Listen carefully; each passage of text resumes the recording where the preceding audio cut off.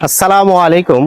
আমি আজ আফগানিস্তান সম্পর্কে কিছু আলোচনা করব।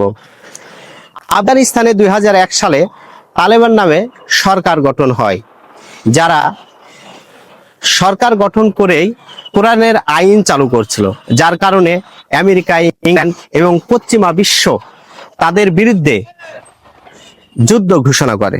আমেরিকা 2001 সাল থেকে 21 সাল পর্যন্ত তাদের বিরুদ্ধে যুদ্ধ করেছিল। তারপরেও একেবারে আফগানিস্তানের তালেবানকে উৎখাত করতে পারে নাই। পরবর্তীতে আফগানিস্তানের তালেবান এই আমেরিকাকে দেশ থেকে তাড়ায় এবং স্বাধীন রাষ্ট্র হিসাবে স্বীকৃতি পায়। তারা 2022 সালের পর থেকে আবার আফগানিস্তানে কিছুটা কোরআনের আইন চালু করেন এবং বর্তমানে সে দেশে যাতে যেটুকু মানুষ আমানত রাখে ওইটুকুই টাকা পাবে, এর অতিরিক্ত টাকা পাবে না। তারা কোরআনের আইন অনুযায়ী চলার চেষ্টা করছে। এছাড়াও আফগানিস্তানে প্রায় জমিতে আফিম করা হতো।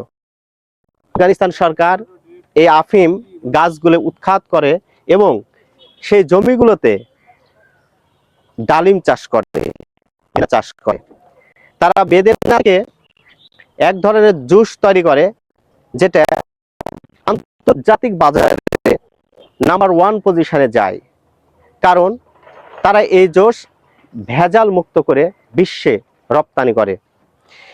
এই রপ্তানিকারক দেশ হিসেবে বর্তমানে ইংল্যান্ড 1 নম্বর পজিশনে রয়েছে, কারণ ইংল্যান্ড, আমেরিকা জানে আফগানিস্তান এর মানুষেরা কখনো ভেজাল দেয় না।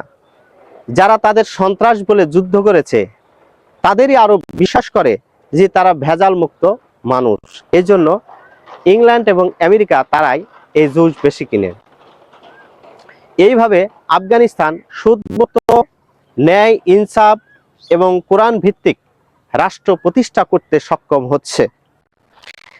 আমাদের দেশেরও সরকারের উচিত বাংলাদেশে আপাতত দুর্নীতি এবং চাঁদামুক্ত দেশ গঠন করে ন্যায় ও ইনসাফের রাষ্ট্র প্রতিষ্ঠা করা।